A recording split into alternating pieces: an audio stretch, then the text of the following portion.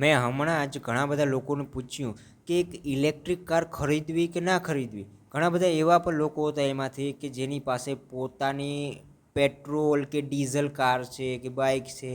એવા લોકોને મેં પૂછ્યું, રેન્ડમલી ઘણા બધા લોકોને પણ પૂછ્યું કે એક ઇલેક્ટ્રિક કાર કે પછી ઇલેક્ટ્રિક સ્કૂટી છે, બાઇક છે, એ શા માટે લોકો નથી ખરીદતા ઇન્ડિયાની અંદર, શા માટે નથી ચાલતું. હા, દેર આર મલ્ટિપલ પીપલ જેની પાસે ઇલેક્ટ્રિક કાર છે, ગામડામાં હોય છે કે પછી સિટીમાં હોય છે, સ્કૂટીઓ છે, બાઇક છે, ઇલેક્ટ્રિક વસ્તુ લોકો પાસે છે. આપણે અવારનવાર જોતા હોય છે કે હા ભાઈ આ તો ઇલેક્ટ્રિક છે, આ એક નવું ઇલેક્ટ્રિક સ્કૂટર છે કે બાઇક છે કે પછી તમે લોકોએ પોતાની નજરોથી જોયું હશે સીએનજી બાઇક, જે બજાજની જે ફ્રીડમ બાઇક આવી છે એ પણ તમે લોકોએ ઘણા બધા ગામડાઓમાં પણ જોઈ હશે. એવું નથી કે જે પ્રોડક્ટ તમે લોકો કહેતા હોય કે ભાઈ આ ચાલશે નહીં, કે આ માર્કેટની અંદર આ નથી લેવો, કે આ બધા મોસ્ટ ઓફ ધ પીપલ કહે છે કે ભાઈ આ પ્રોડક્ટ નહીં ચાલે, તો એ નહીં ચાલે. એવું નથી, આપણે ઘણીવાર અવારનવાર જોવા મળતું જ હોય છે. એવી જ રીતના ઇલેક્ટ્રિક કારની અંદર પણ એવું જ છે. હા, માર્કેટની અંદર એક વસ્તુ છે કે મેજોરિટી લોકો પસંદ નથી કરતા. ઘણા બધા લોકો ખરીદે છે, ઘણા બધા લોકો ખરીદે છે સ્કૂટી છે, બાઇક છે કે પછી ઇલેક્ટ્રિક કાર છે, ઘણા બધા લોકો ખરીદે છે. પણ what is the major problem જે આપણે જોવા મળે છે કે શા માટે એક એવો પોઈન્ટ છે કે જ્યાં લોકો અટકાઈ જાય છે એક ઇલેક્ટ્રિક કાર, બાઇક કે સ્કૂટી ખરીદવાની જગ્યાએ એ પેટ્રોલ, ડીઝલ કોરા જવું વધુ સારું સમજે છે આજની તારીખમાં. પણ શું છે એવો પ્રશ્ન? સૌથી પહેલાં તો આ બધાને પૂછવામાં એ જ આવ્યું, અને મેઇન પ્રોબ્લેમ લોકોને શું આવી છે, મેં એક વસ્તુ નોટિસ કરી કે પેટ્રોલ હોય, ડીઝલ હોય કે પછી ગમે એ બાઇક પણ હોય, એની અંદર લોકો એક વસ્તુ મેજરલી જોવે છે, અને એ છે કે રિસેલ વેલ્યુ આની આવશે કે નહીં આવે.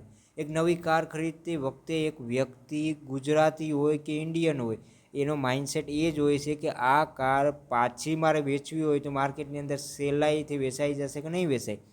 That is the major problem, કે પછી મેજર પોઈન્ટ આપણે લોકો કહી શકીએ કે આ મેઇન પોઈન્ટ છે કે જ્યાં લોકો જોવે છે, બહુ સારી રીતે જોવે છે અને બહુ ગહેરાઈથી આને સમજે પણ છે, અને એ જોઈને જ લોકો કાર, બાઇક કે પછી ઇલેક્ટ્રિક સ્કૂટર કે ગમે એ વસ્તુ છે એ ખરીદે છે. ઇલેક્ટ્રિક વસ્તુ પણ એ જ રીતના એ ખરીદતા હોય છે.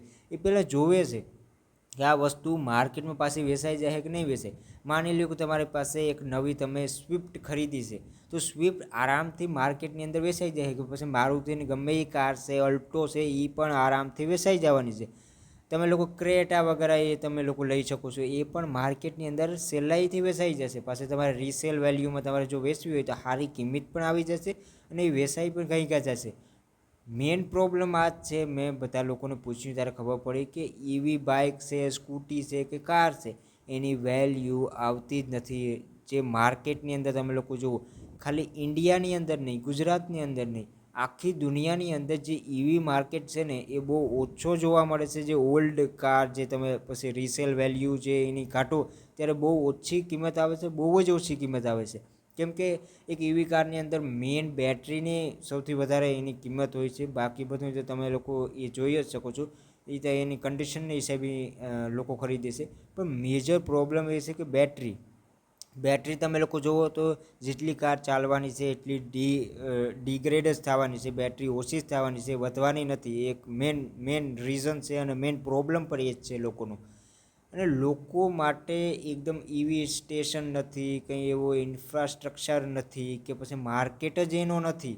એક રીતે આપણે લોકો કહી શકીએ આજની તારીખમાં તમે લોકો ગમે ત્યાં બાઇક, સ્કૂટી કે પછી કાર લઈને જાઓ, ડીઝલ હોય, સીએનજી વ્હીકલ પર તમે લોકો લઈને જાઓ તો તમને એનો પંપ જોવા મળશે, ગમે ત્યાં તમે લોકોને જોવા મળી જશે. પણ એ ઈવીની અંદર આપણે જોવા નથી મળતું. અને આ મેઇન પ્રોબ્લેમ છે કે એક તો રિસેલ વેલ્યુ એની નથી આવતી, હાવ ઝીરો રિસેલ વેલ્યુ એક રીતે આપણે લોકો કહીએ કે આવતી હોય. એક સ્કૂટી તમે ખરીદો, ઇલેક્ટ્રિક સ્કૂટી, અને પછી 2-3 વર્ષ કે પછી તમે લોકો એને વાપરો અને પછી પાછી એને વેચવા જાઓ ને તો એનો ભંગાર ભાવી નથી આવવાનો. તો આ મેઇન પ્રોબ્લેમ છે લોકોનો, જે મેં નોટિસ પણ કર્યો, લોકોને પૂછ્યું પણ, અને ત્યારે ખબર પડી કે આ એક મેઇન રીઝન છે જેથી કરીને લોકો ઇલેક્ટ્રિક કાર, બાઇક્સ કે સ્કૂટીની અંદર અત્યારે નથી ઉતરતા. કે પછી ઉતરે છે એ સ્કૂટી લગન જ સીમિત રહી છે, બાઇકમાં કોઈ નથી જતું કે પછી કોઈ કારમાં એટલું હાજુ નથી જતું. મલકના લોકો છે જે કાર પણ ખરીદે છે. એવું નથી કે માર્કેટમાં નથી ચાલતું. તમે લોકો કહો કે નથી ખરીદવી તો બીજા લોકો નહીં ખરીદે એવું નથી. માર્કેટ છે એની પણ લોકો ખરીદે પણ છે. ત્યાં લોન્ચ કરે છે કંપનીવાળા. પણ મેઇન પ્રોબ્લેમ એ છે કે માસ માર્કેટ એનું નથી અત્યારે, અને આવનારા સમયમાં કદાચ થઈ પણ જાય છે, પણ અત્યારે નથી. એ માટે લોકો ઇલેક્ટ્રિક કાર, બાઇક કે સ્કૂટી કે એ બધું નથી ખરીદતા. તો આ મેઇન રીઝન છે.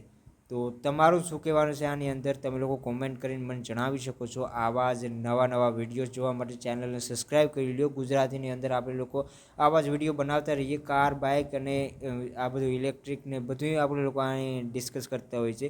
તો ચેનલને સબસ્ક્રાઈબ કરી લો. વિડીયો ગમ્યો હોય તો લાઇક કરી દો. તમારા ફેમિલી મેમ્બરની સાથે શેર કરી દો. ફરી પાછા મળીએ એક નવા વિડીયોની સાથે. આવજો.